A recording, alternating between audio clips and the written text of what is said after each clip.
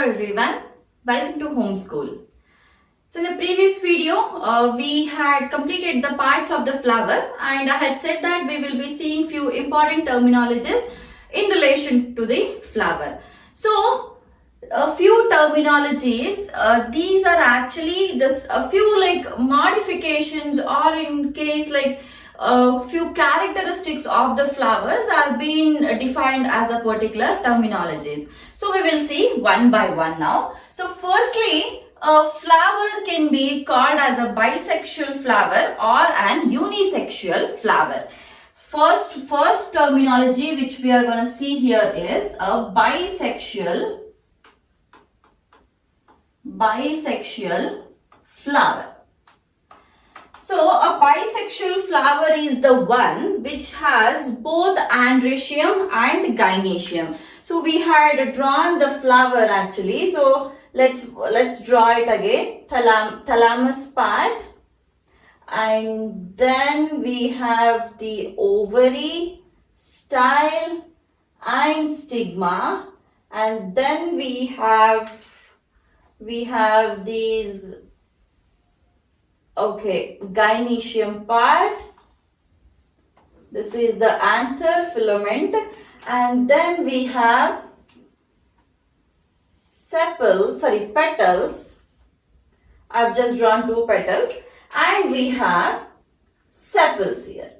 That is calyx, corolla, androecium, and then gynoecium. So parts of the flower. So a flower can be called as a bisexual flower if both, that is androecium and gynoecium, are present in the same flower. Then we call such flowers as the bisexual flowers. So here the answer is androecium and gynoecium. Both are present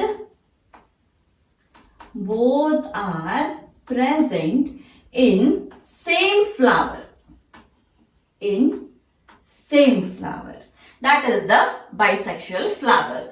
Coming to the unisexual flower.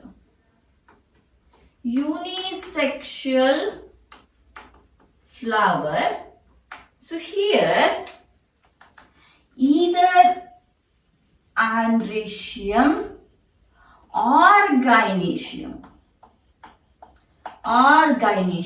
is present in one single flower. So in a flower, if androecium is present, then gynoecium is absent. If gynoecium is present, then androecium is absent in one flower.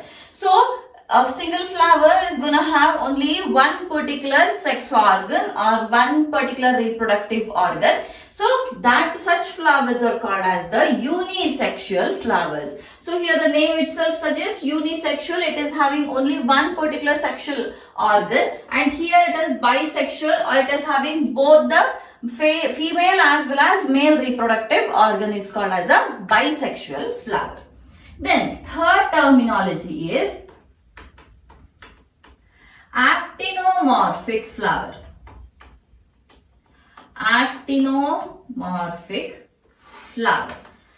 So we will draw one flower here now. So not in this format. So we shall just draw it like this. So these are the petals. 1, 2, 3, 4, 5 and 6. Okay, so this is a flower and we have 6 petals in it. So now actinomorphic flower is the one which usually will exhibit radial symmetry. It exhibits radial symmetry.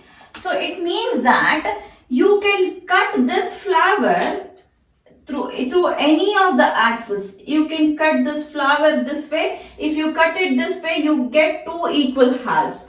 You can cut the flower this way, again you will get 2 equal halves. You can cut the flower this way, again you will get 2 equal halves. So you can cut the flower in any through any axis and you will get two equal halves. Such a symmetry is called as the radial symmetry. An example for this is the mustard.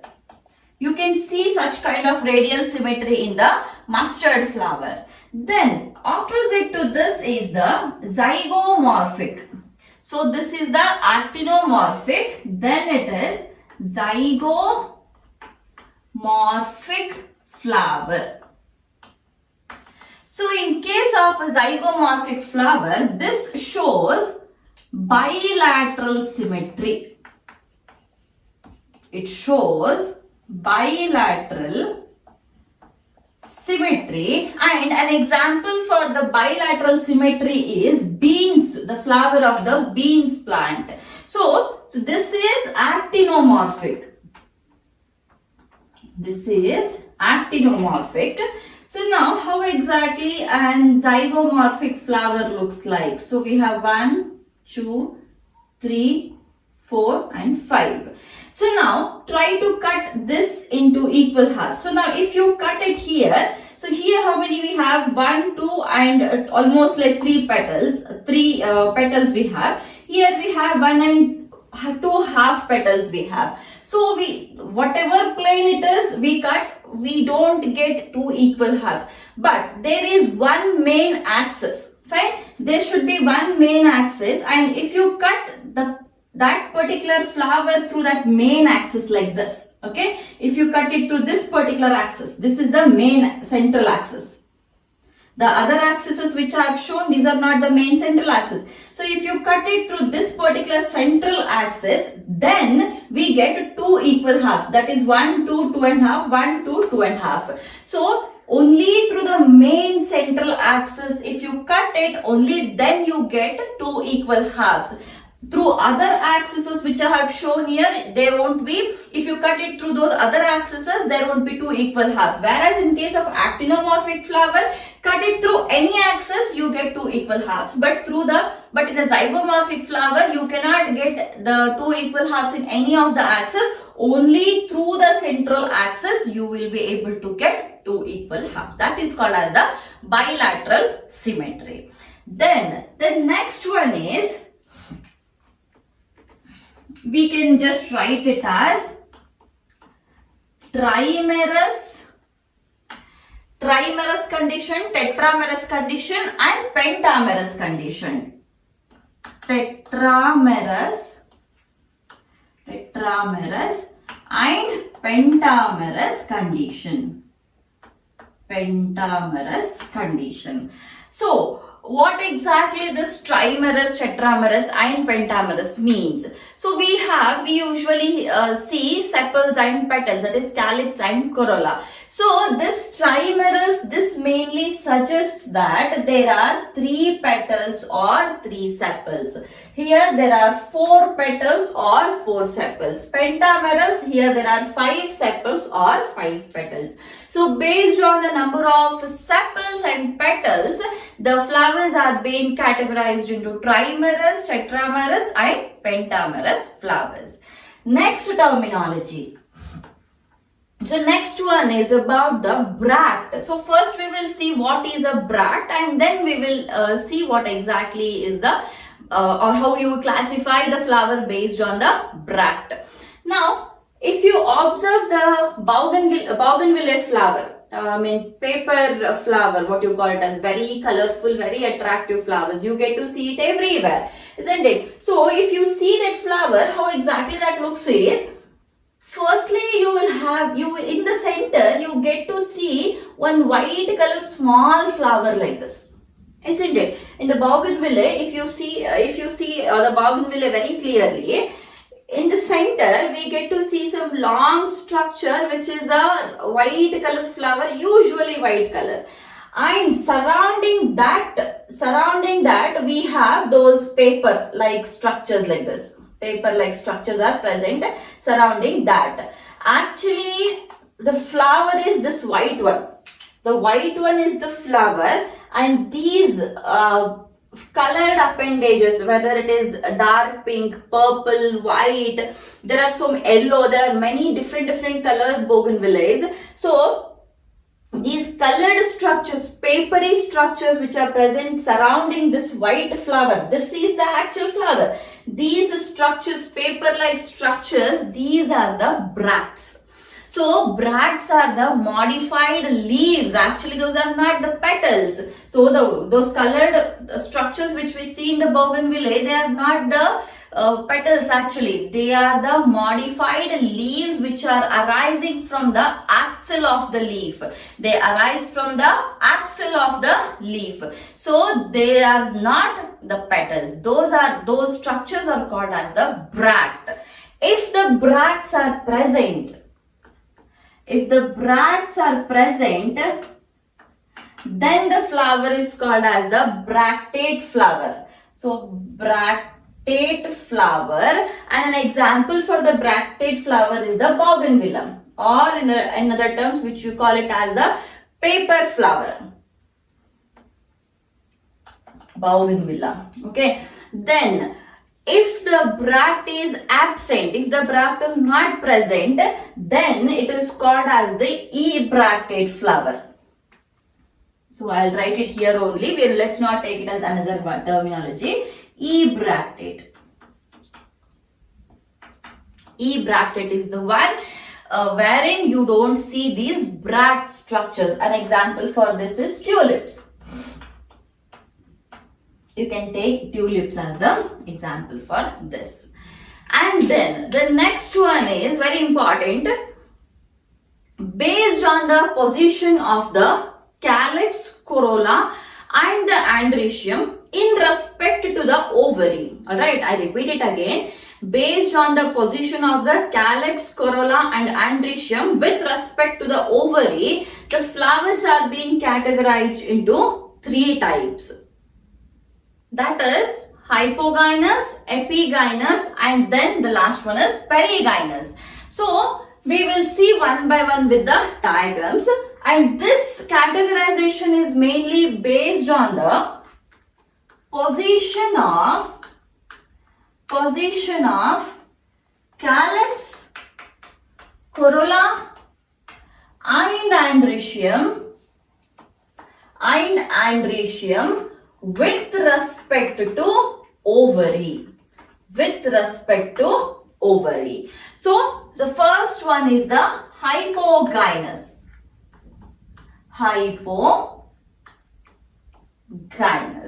In case of hypogynous flower, all the whorls, we already know how exactly the thalamus is present and everything. So I will just draw the diagram here. So we will again draw one thalamus structure.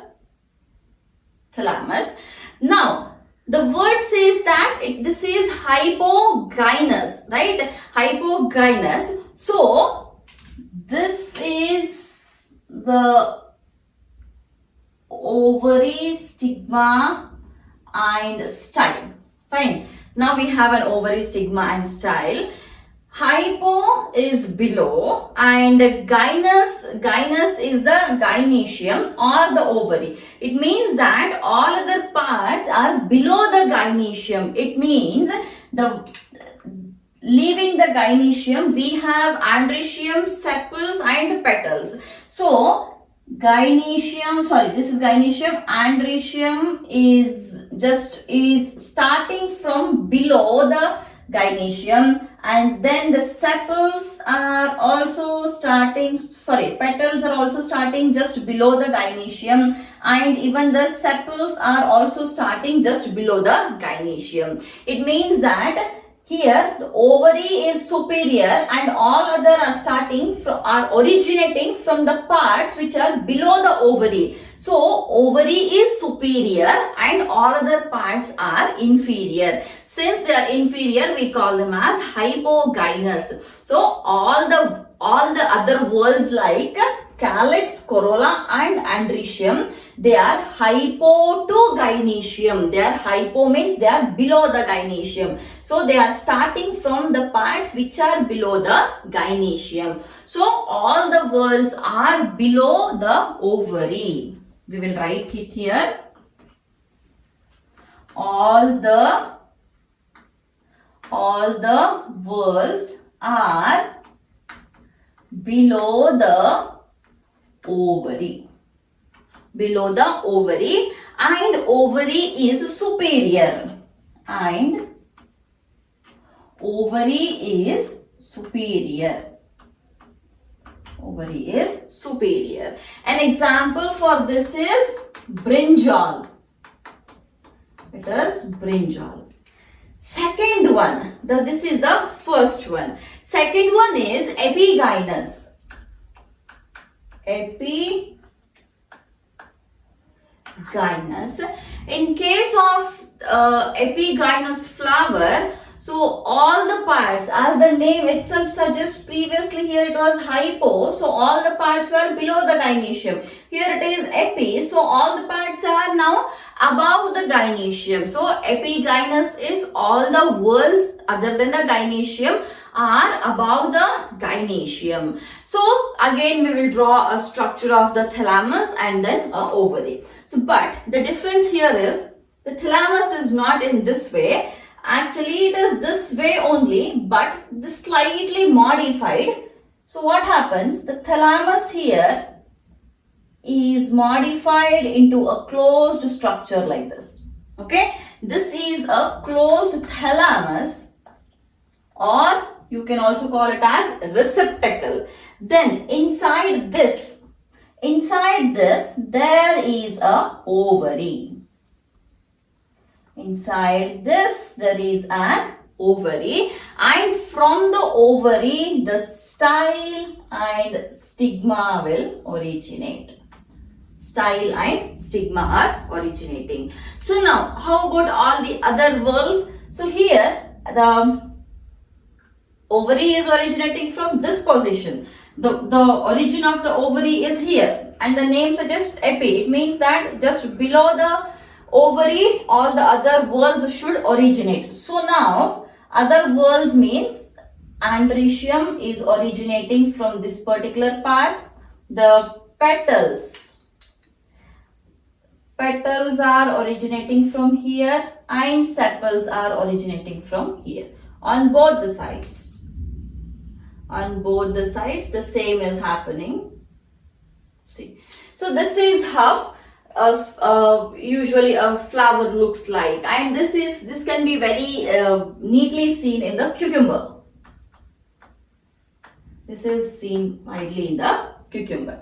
So all the whorls are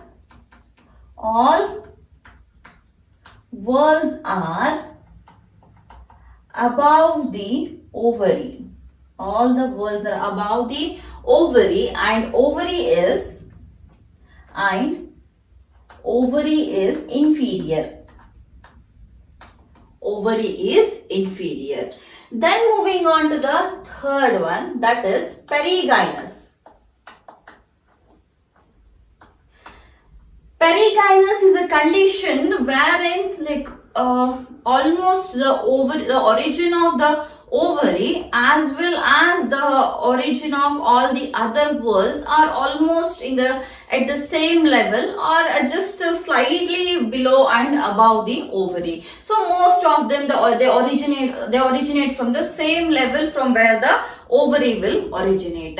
And you can, in this particular perigynous condition, you can actually see some different types of the thalamus and from where the other whorls will actually originate. So the first type is, this is the thalamus part. Okay, this is the thalamus part, and from here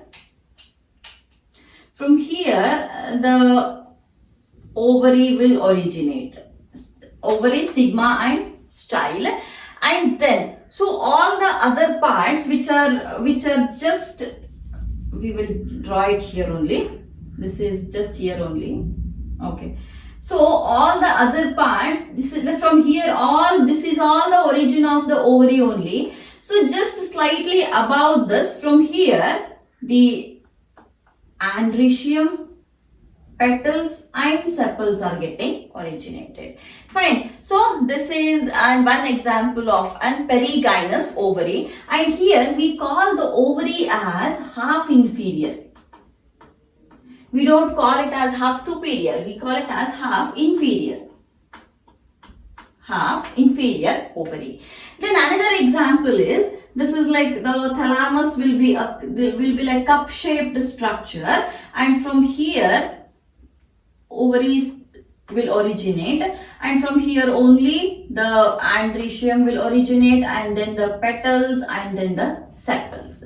So this is also the example for the perigynous. So we can see perigynous flowers in the rose. Rose is a very good example for the perigynous flower. Sometimes we also see the flat thalamus. So this is slightly curved thalamus actually. Sometimes we get to see very flat kind of thalamus, and on this, this is the ovary, xylostigma, this is the androecium, and then the petals, and then the sepals. Fine. So this is how it usually looks in the perigynous flowers. The next topic is the parts of the flower. So we already have seen the structure of a flower, and in that we had seen the 4 important parts or 4 whorls of the flower. That was, the first one was calyx, second one was corolla, third one was androecium, and then fourth one was gynoecium. Fourth one is gynoecium. Then, so we will see calyx and corolla today. So what exactly is the calyx? We have also seen what is calyx very briefly. So calyx is the last whorl, or it is an accessory whorl of the flower. We call calyx and corolla as the accessory whorls or non-essential whorls. That is because they don't participate in the sexual reproduction directly. So what is the calyx? So calyx, it is the outermost whorl. Calyx is outermost whorl, which is green, which is usually green, and it is leaf-like. It is green and leaf-like structure which protects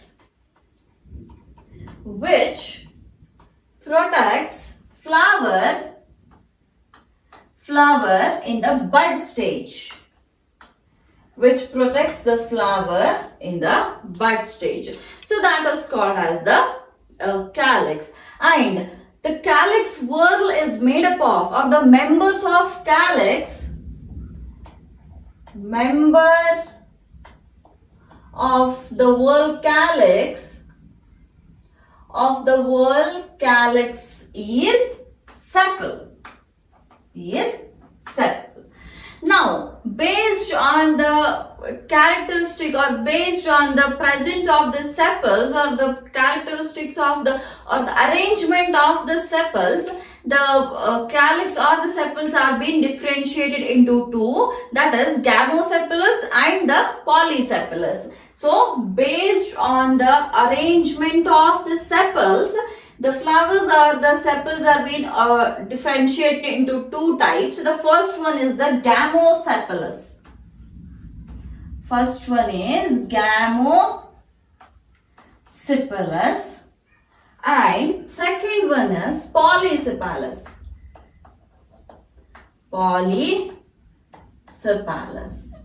So what is gamosepalous and what is polysepalous? Gamosepalous is the one wherein the sepals are united, and the polysepals are the one wherein the sepals are free.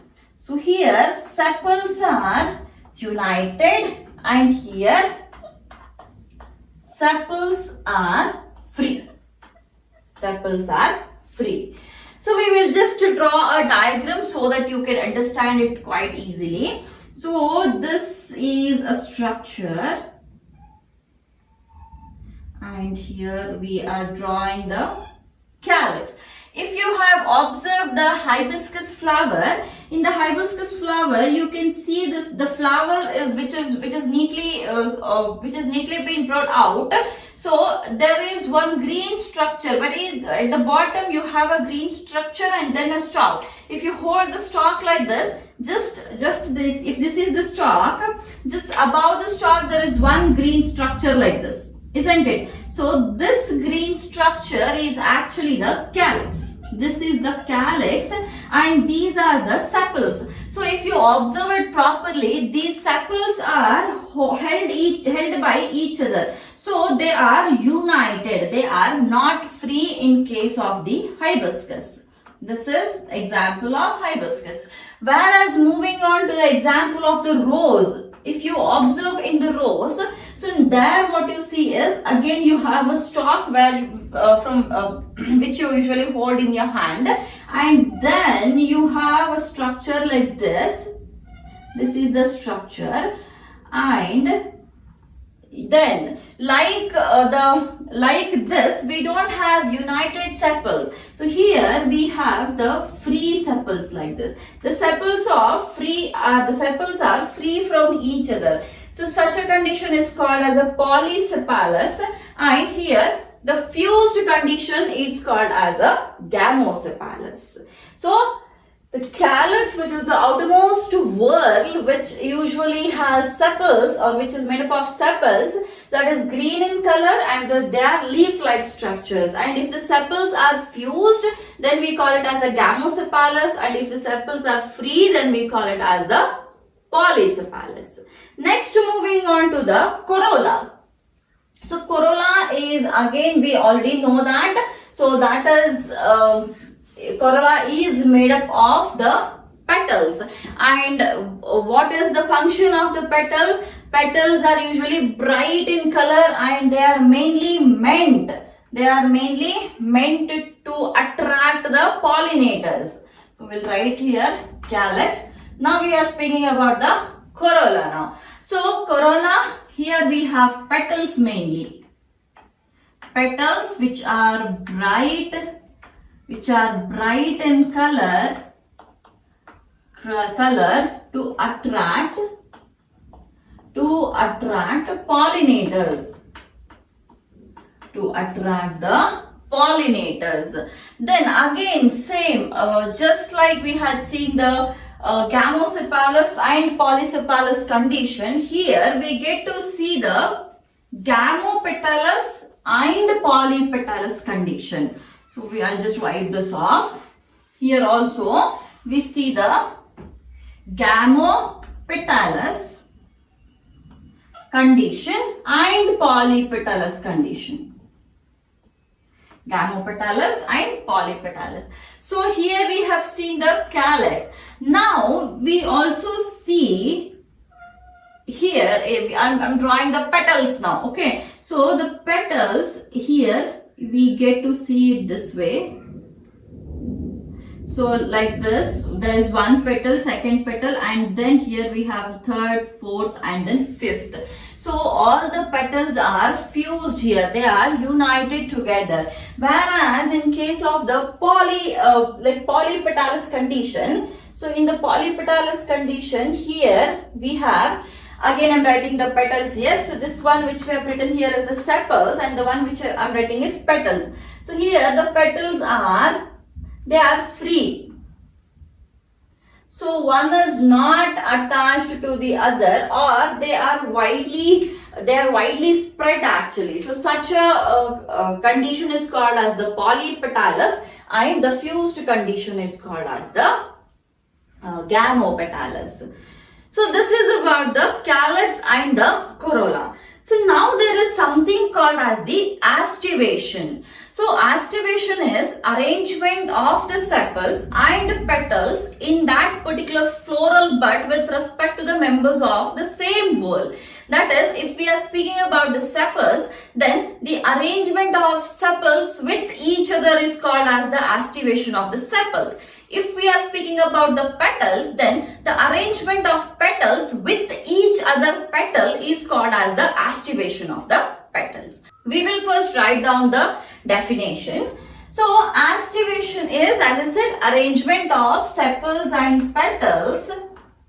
Arrangement of sepals and petals. Arrangement of sepals and petals in the floral bud.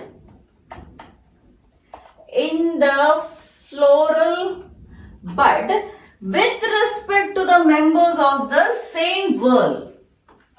With respect to the members of same whorl. Members of same whorl is called as the aestivation. So one by one we will see what is the aestivation. What are the types of the aestivation? So first type is the valvate type. So valvate type of aestivation. So here just the petals or the sepals, they just touch one another but there is no overlapping. So here the sepals or petals, that is sepals or petals touch each other but no overlapping. No overlapping. So if you just draw the structure of this, then you could say it this way. So I'm drawing the aestivation here. These can be taken as the sepals or they can also be taken as the petals. So this is wherein they are just very near to each other, but there you cannot see any kind of the overlapping. So this is called as the valvate aestivation. Fine. And an example for the valvate aestivation is calotropis.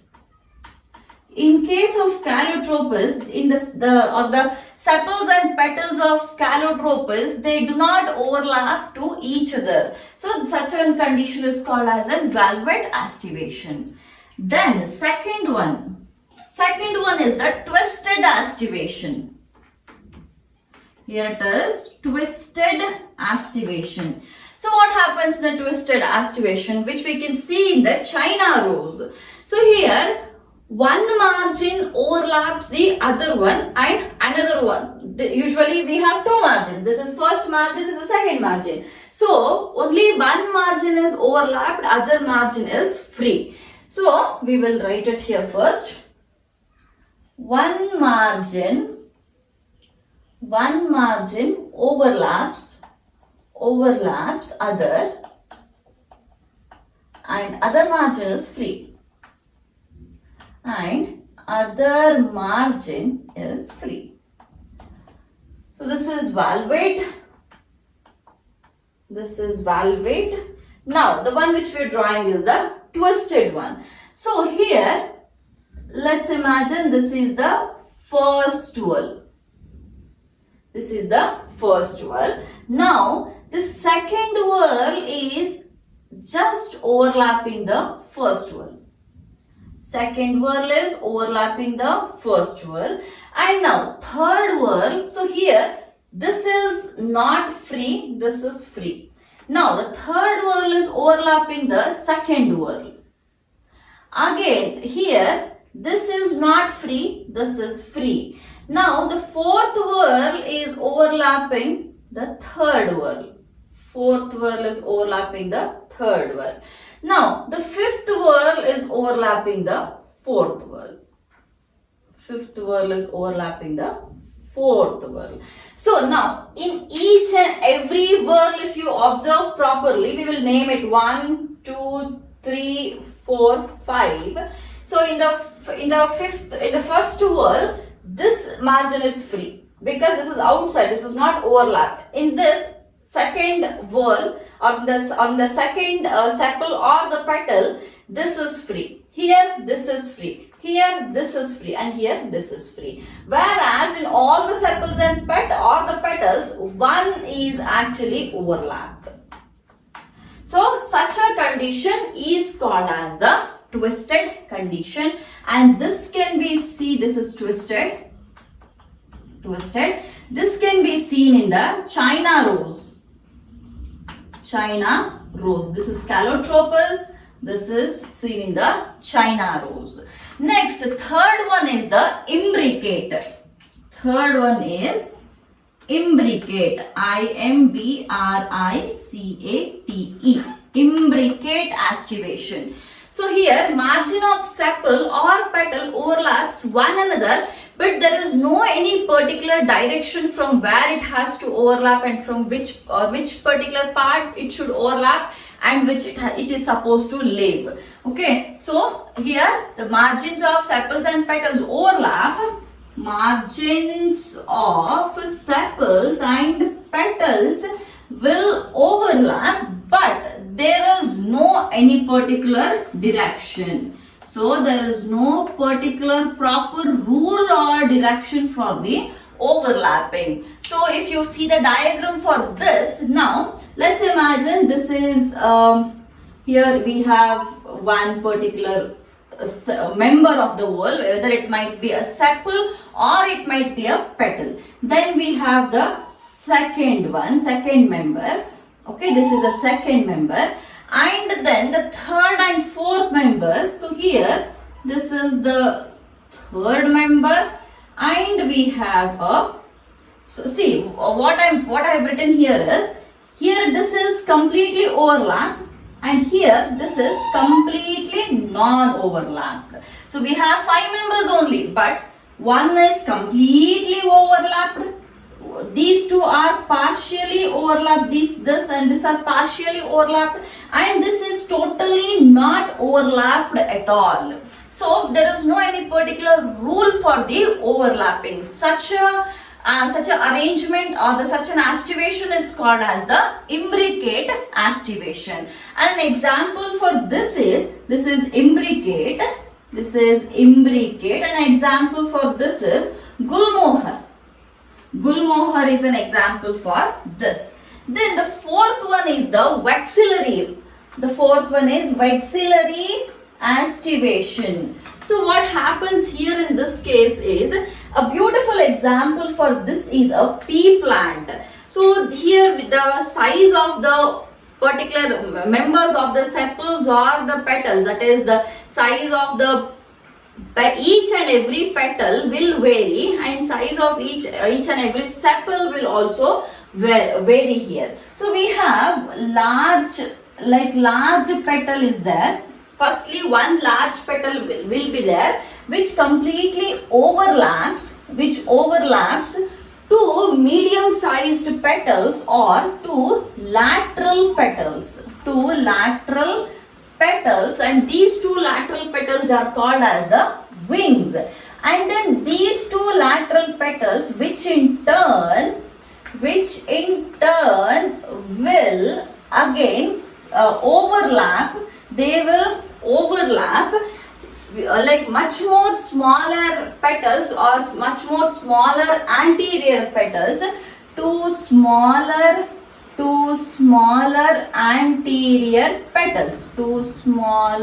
anterior petals, which are called as the keels. Okay, so here, if I can just draw a diagram here, I will just wipe this off.